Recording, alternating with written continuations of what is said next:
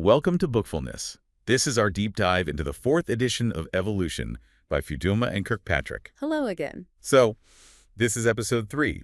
In the last episode, we really established the sort of historical side of things, right? The fact of evolution. That's right. We looked at how phylogenetic trees help us reconstruct that history, common ancestry, divergence, all of that. But now we're shifting gears. We're moving from the what happened to the how it happens. Exactly. We're diving into Unit 1, Chapter 3, and our mission today is really to get under the hood into the engine room of evolution. Natural selection and adaptation. Precisely. We're going to define these terms, look at how surprisingly fast evolution can actually be, and importantly, explore the methods scientists use. Methods to tell a real adaptation from, well, just something that happened by chance. Exactly. How do we distinguish adaptation from historical accidents or maybe just the limits of physics? It's crucial stuff. Okay, let's get into it. Part 1. Yeah. Adaptation and the speed of evolution. Where do we start with adaptation? Well, the book kicks off with a fantastic example, something that really drives home the idea of apparent design. The snake skull. Oh, yeah, that's a classic. It seems impossible, doesn't it, how they swallow prey so much larger than their own heads. It really does, and it's a perfect illustration of what an adaptation is. Formally, it's a trait, could be a structure, a behavior, anything that's evolved through natural selection. And the key is that it enhances survival or reproduction. Right, enhances fitness in its specific environment. And the snake skull does this through some pretty amazing mechanical tricks. It's pure innovation. The book goes into detail, and it's worth lingering on because it just screams design. For instance, unlike us mammals, their lower jaw bones aren't fused at the front. There's this highly stretchable ligament instead. Which lets the jaw spread incredibly wide. But that's just the beginning. The upper jaw bones, the maxillae, they can also flex outwards, Widening the mouth even more. and then the two halves of both the upper and lower jaws can move independently. Right, they do that kind of ratcheting thing. Exactly. Unilateral movement. One side anchors, the other moves forward, pulling the prey down the throat bit by bit. It's incredible engineering. And then you have the vipers, rattlesnakes, copperheads. They take it to another level. They really do. Their maxillae, the upper jaw bones, are short and just carry that single long hollow fang, And that short bone lets them rotate the fang. a full 90 degrees. When the mouth opens, the fang swings out from the roof of the mouth, ready to inject venom, like a biological hypodermic needle. Wow. Okay, and just a reminder for everyone listening, if you want to see diagrams of the snake jaw or the fang rotation, those figures from the chapter are linked in the description. Yeah, definitely worth a look, because features like that, or say the structure of a desert cactus, thick stem, tiny leaves, reflective hairs, they really do look designed, don't they? They absolutely do. Which brings us to the whole argument from design. Right. William Paley and his watchmaker analogy from the early 1800s. If you find a watch, you know there was a watchmaker. So, complex life must mean a designer. And for a long time, that was a really compelling argument because, well, what was the alternative explanation for complexity? But Darwin provided one. Precisely. Natural selection. It's the mechanistic explanation. It looks like design. It appears teleological, goal-directed. But it's not driven by a mind or a goal. No. It's the outcome of, essentially, information stored in DNA. Information that's been randomly changed by mutation and then filtered non-randomly by selection over history. It's a blind process, but it produces results that mimic purpose. Okay, so it explains apparent design.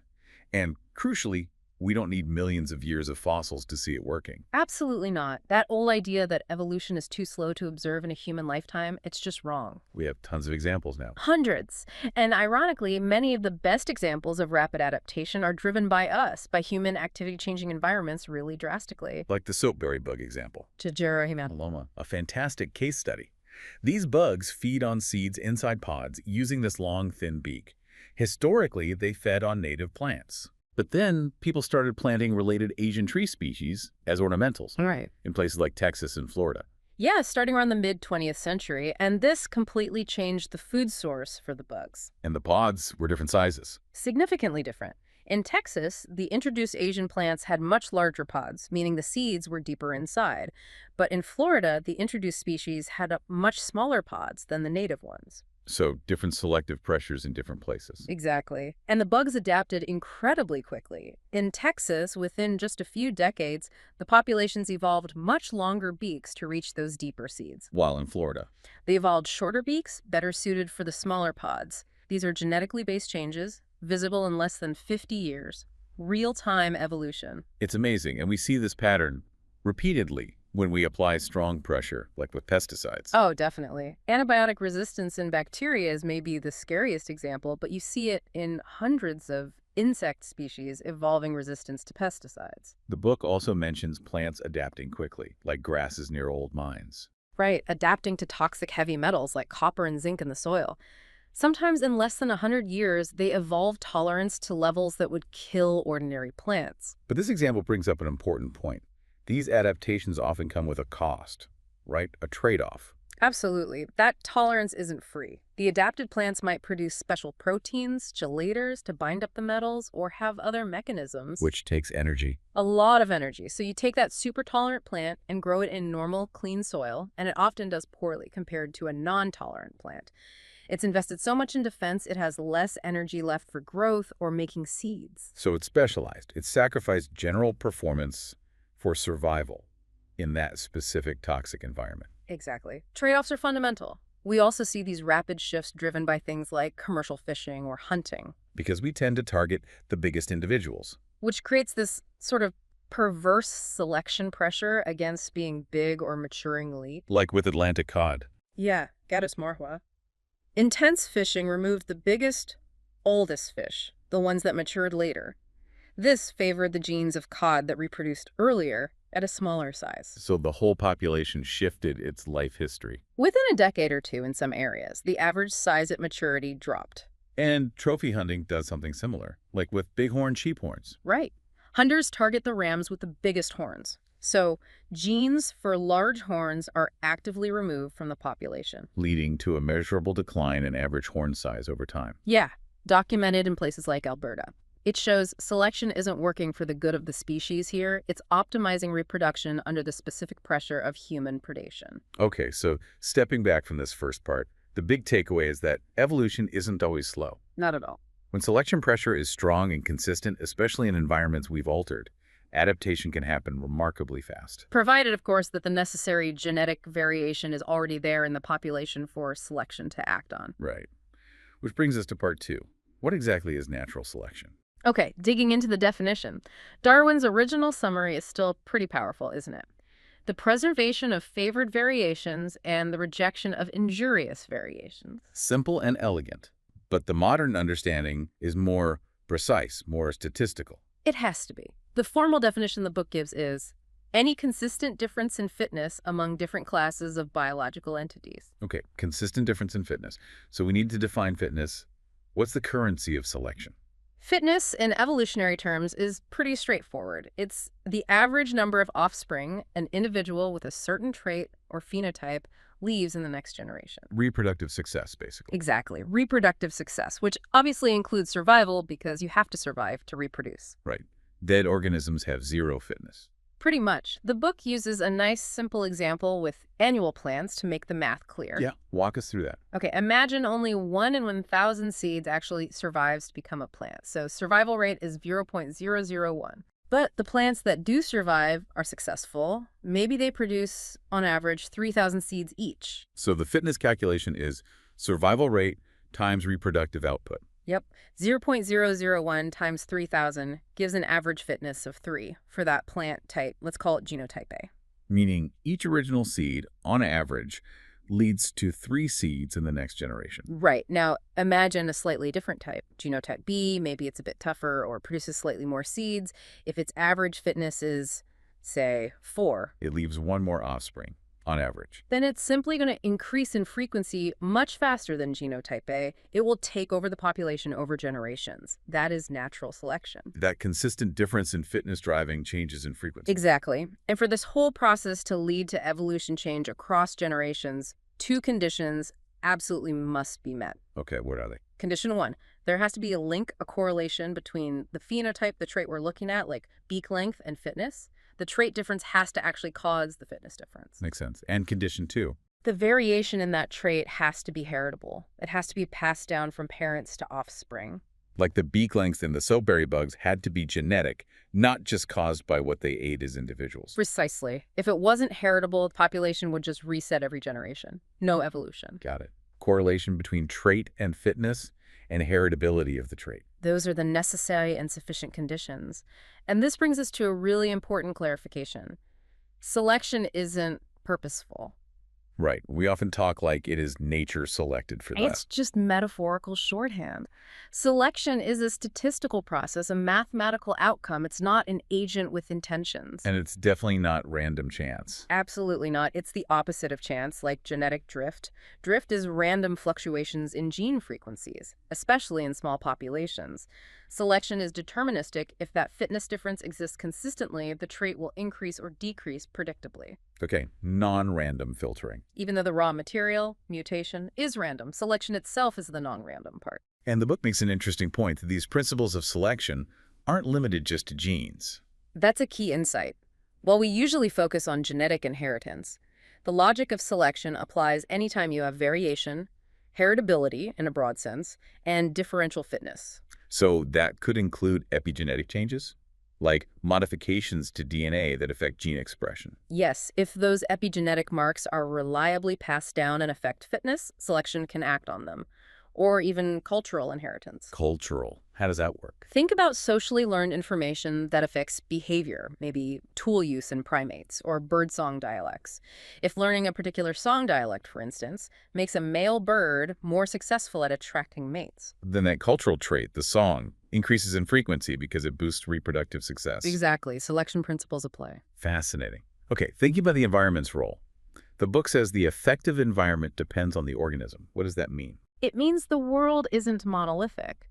What matters as a selective pressure depends entirely on the organism's lifestyle, its senses, its needs. So, like, camouflage color doesn't matter much to a blind cave fish. Precisely. Or the harshness of winter at ground level is irrelevant to a bird nesting high in the canopy. The organism's niche, its way of life, filters which aspects of the environment actually exert selective pressure. Which can help explain why some traits get lost over time, right? Like eyesight in those cave animals. Yeah, that's a great example we'll dive into more later. Huh. But if you live in perpetual darkness, there's no selection for maintaining complex, functional eyes. And eyes are expensive to build and run. Very expensive metabolically.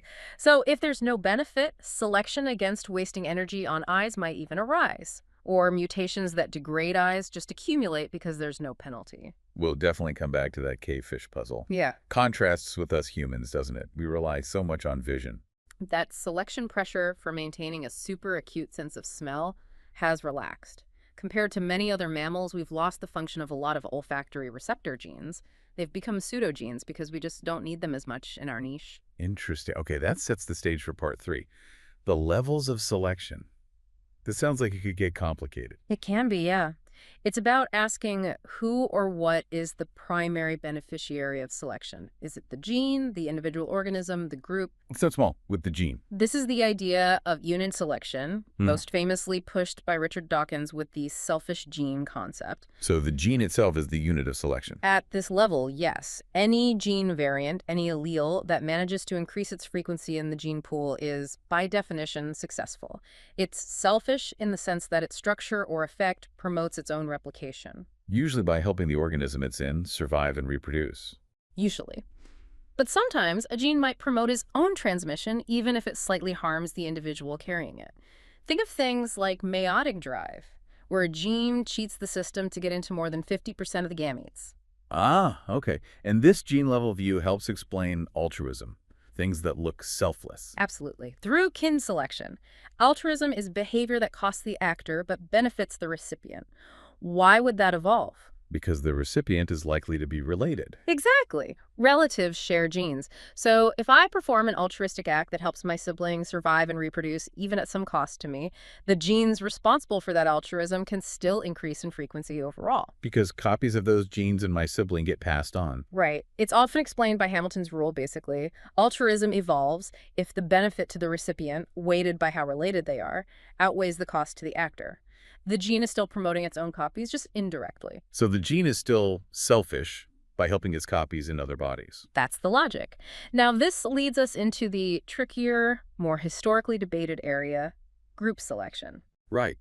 The idea that selection might favor traits that are good for the whole group or species, even if they're bad for the individual. Yeah, there's this inherent tension. Individual selection clearly favors selfishness traits that help me reproduce more. But maybe, theoretically, groups of cooperative individuals might outcompete groups of selfish individuals. Preventing the whole group from going extinct. That's the idea. It seems intuitive, right? If cooperation helps the group survive better, maybe cooperation can evolve. The classic example often brought up, though it's mostly myth, is the suicidal lemmings. Right, the idea that lemmings jump off cliffs when populations get too high to reduce competition for the good of the species. If that were true and genetic, it would be a perfect example of group-level benefit. But it faces a huge problem identified by George Williams back in the 60s. The cheater problem. It's the fatal flaw for most simple group selection arguments. Explain that. Okay, imagine a population of truly altruistic lemmings who sacrifice themselves. Now, what happens if a mutation arises that creates a cheater, a selfish lemming that doesn't jump?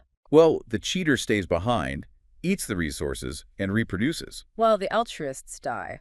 So the cheater leaves far more offspring within that group. Selection within the group strongly favors the selfish individuals. And the selfish gene spreads rapidly. Much, much faster than the process of whole groups going extinct and being replaced by other, more altruistic groups. That makes sense. The time scale is just wrong for group selection to usually win out. Exactly. Williams pointed out that individual organisms are born and die much more frequently than groups form and go extinct.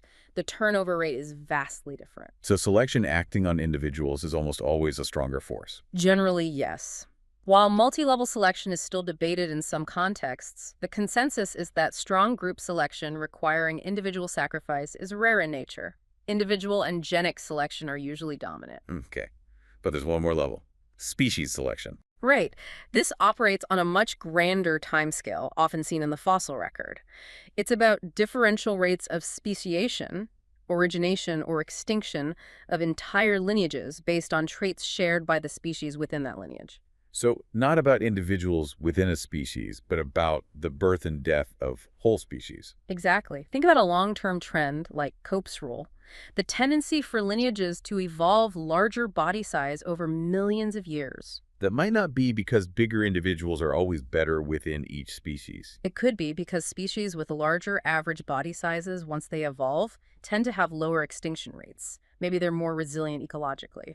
So the large-bodied lineages stick around longer and have more opportunities to split into new species. Leading to an overall trend across the whole clade towards larger size, even if selection within any given species isn't always pushing for bigness.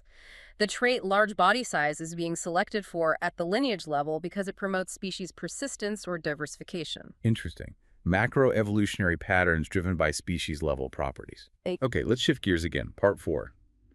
Exaptation and function. This is about how evolution reuses things. Yeah, it emphasizes that evolution is a tinkerer, not an engineer working from scratch. Often, new functions arise by modifying features that were already there for a different reason. Which leads to these terms, pre-adaptation and exaptation. Right. A pre-adaptation is just a feature that exists, maybe evolved for one function, but happens to have the potential to serve a new function if conditions change. And if selection then actually modifies it for that new function, it becomes an exaptation. Exactly. The trait is co-opted for a new role. The Kia parrot example from the book is striking. The parrots in New Zealand. Yeah. They have this strong, sharp, curved beak, clearly an adaptation for their natural diet of seeds, fruits, maybe some insects. But then sheep were introduced. And some Kia discovered they could use that same strong beak to slice through the sheep's skin and eat the fat underneath. Ugh.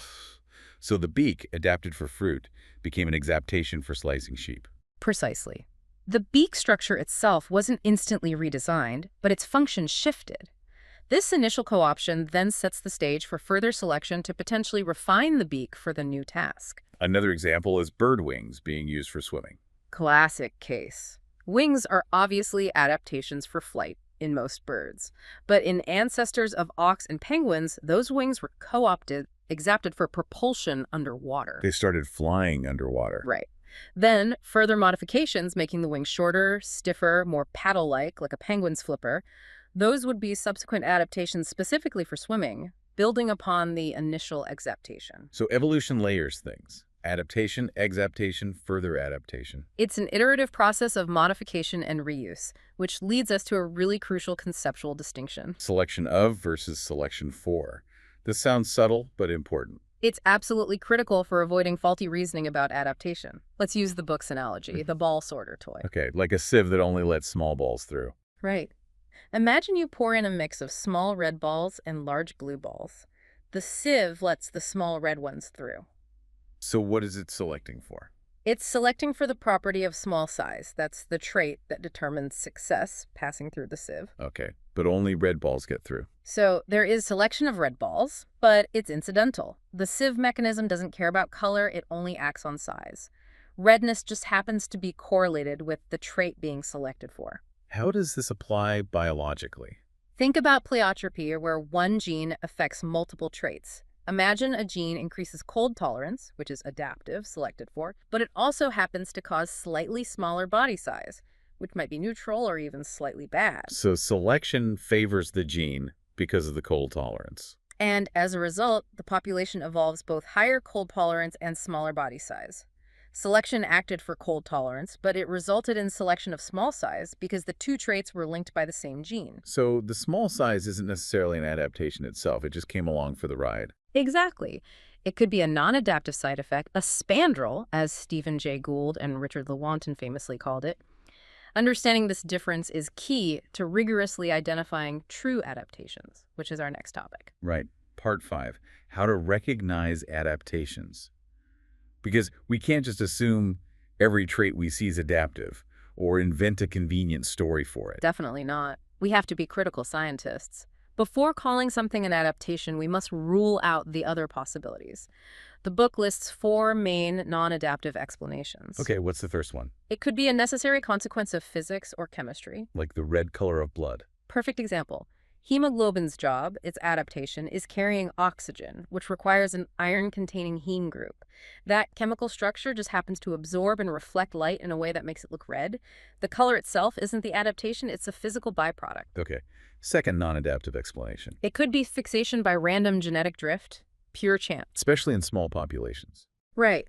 If a trait has no effect on fitness, or only a very tiny effect, its frequency can fluctuate randomly from generation to generation. Sometimes, just by luck, it can reach 100% frequency, becoming fixed. Even if it's not particularly useful, we mentioned this might apply to cavefish eyes. It's a strong possibility. Third reason. Correlation with an adaptive trait.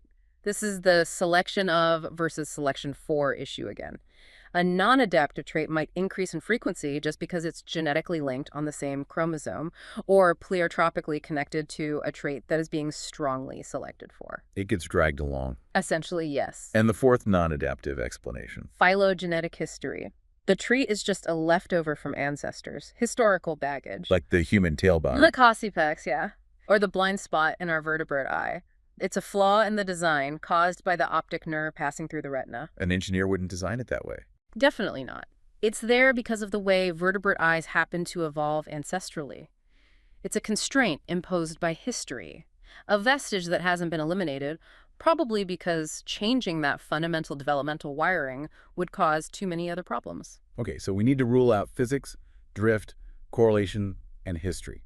Assuming we can do that, how do scientists build a strong case that a trait is an adaptation for a specific function? The book highlights 4 main lines of evidence or methods. The first is looking for complexity and evidence of good design. The argument being that complex structures are very unlikely to arise by chance alone. Exactly. If something is intricately constructed, like the snake skull or, say, the feather of a bird, its complexity strongly suggests it was built by natural selection for some function, even if we don't immediately know what that function is. Like the pecten in the bird eye, that weird comb-like structure. Right. Its high degree of vascularization and complex shape screamed important function long before biologists confirmed its role in nourishing the retina. Complexity implies selection. Second method. Looking for conformance to engineering principles. Does the trait match what physics or engineering predicts would be an optimal solution to a specific environmental problem? Like the example of finely divided leaves in hot, dry environments. Yeah. Fluid dynamics tells us that small, divided surfaces are much better at shedding sheets than large, flat surfaces because they minimize the insulating boundary layer of still air. Seeing plants in deserts repeatedly evolve this kind of leaf shape supports the idea it's an adaptation for cooling. Makes sense. Third method. Experiments, directly manipulating the trait and measuring the effect on fitness. This seems like the gold standard, when possible, like the penstemon flower study mentioned. Exactly. These flowers are normally bee-pollinated. Researchers experimentally altered them, maybe removed the landing platform bees use, or changed the position of the reproductive parts to make them resemble hummingbird-pollinated flowers. And then they looked at reproductive success. Seed set. Right. By comparing the success of the altered flowers to the normal controls under natural conditions, they could directly test how specific floral features contribute to fitness via bee pollination. It confirms the adaptive function of those features. Very cool. And the fourth method. The comparative method. This leverages the power of looking across many different species. It uses natural evolutionary experiments. How does that work? You look for correlations between a trait and an environmental factor across multiple independent evolutionary lineages. If the same trait repeatedly evolves in response to the same environmental challenge in unrelated groups, that's strong evidence for adaptation. That's convergence, right. Like the long beaks in different nectar-feeding birds. Exactly. Sunbirds in Africa, hummingbirds in the Americas, honey creepers in Hawaii, totally separate lineages, all evolving long, thin beaks to access nectar in tubular flowers. The convergence confirms the adaptive link. And you can also use it to test specific hypotheses. Yes, the hypothetico-deductive approach within the comparative method. A great example is primate testes size. Okay, what's the hypothesis? Based on sexual selection theory, specifically sperm competition, the hypothesis is that in species where females mate with multiple males, polygynous or promiscuous systems, there will be strong selection on males to produce large volumes of sperm to outcompete rivals. So the prediction is larger tests relative to body size in those species. Compared to monogamous species where sperm competition is low or absent. And when you plot the data across many primate species, the prediction holds up beautifully. The species with more mating competition consistently have relatively larger tests. It's a strong statistical correlation across dozens of independent evolutionary events, providing powerful support that test size is, indeed, an adaptation driven by the intensity of sperm competition. So complexity, engineering, experiments, and comparison. A toolkit for identifying adaptations. A rigorous toolkit, yes. Okay, let's move to the final part. Part 6. Imperfections and diversity. Because even with this powerful engine of selection, the results aren't perfect. Far from it. As Darwin himself pointed out, selection produces improvement relative to the alternatives available at that time in that environment, not some kind of absolute ideal perfection. And there are reasons for this imperfection. The first one we already touched on, trade-offs. Right. The no free lunch principle. Organisms have finite resources, energy, nutrients, time. Allocating more to one function often means allocating less to another. Like the plant making more seeds but having to make them smaller. Or the metal-tolerant grass being less competitive in clean soil. You can't maximize everything simultaneously. Optimizing one trait often involves compromising on another. Trade-offs are everywhere in biology. What's the second major constraint on perfection? Phylogenetic constraints. Basically, the limitations imposed by an organism's evolutionary history, its ancestry. Historical baggage again. Exactly. Evolution doesn't design from scratch. It modifies what's already there. And sometimes the ancestral starting point makes certain seemingly advantageous changes impossible or too costly to achieve. The book uses the number of neck vertebrae in mammals as a striking example. It's amazing. Giraffes with their incredibly long necks, whales and dugongs with almost no neck, tiny mice. Nearly all of them have exactly 7 cervical vertebrae. It seems like a giraffe could really use more, or a mouse could maybe do with fewer.